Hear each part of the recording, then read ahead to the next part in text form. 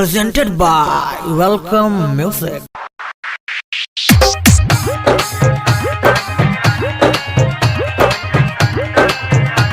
बोल सच्चा दरबार की डीजे उमेश सुखीपुर बाजार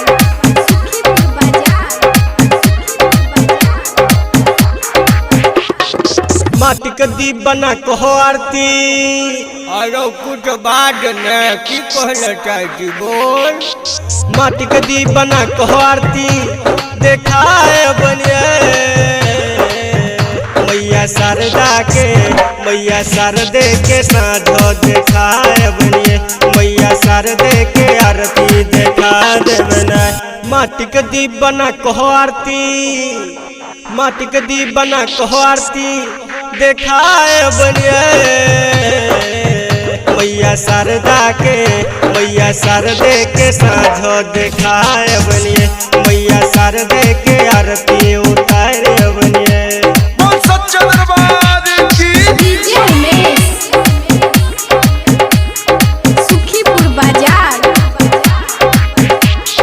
चलो ये दीदी चलो सरदे माई के दर्शन करो चलो ये दीदी चलो सरदे माई के दर्शन करो आजा टिकट घर सब लगा रहा।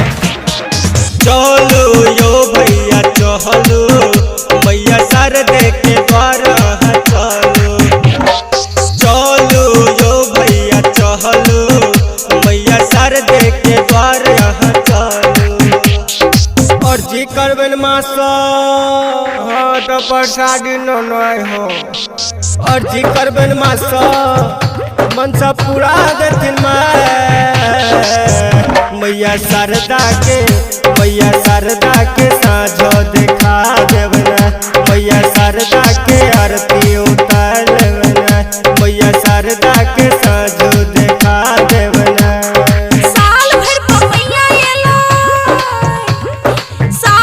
पमैया एलै हंस बसवार भोक चलो ये सखी चलो सरदे मैया के पूजा कर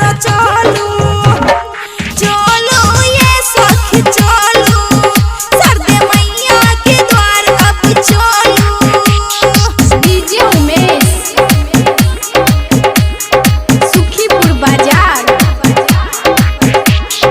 चलो यौ सजना चलो सरदे मैया के द्वार अब चलो यह सजनी चलो अपना बहनियों के संगे लेने चलो।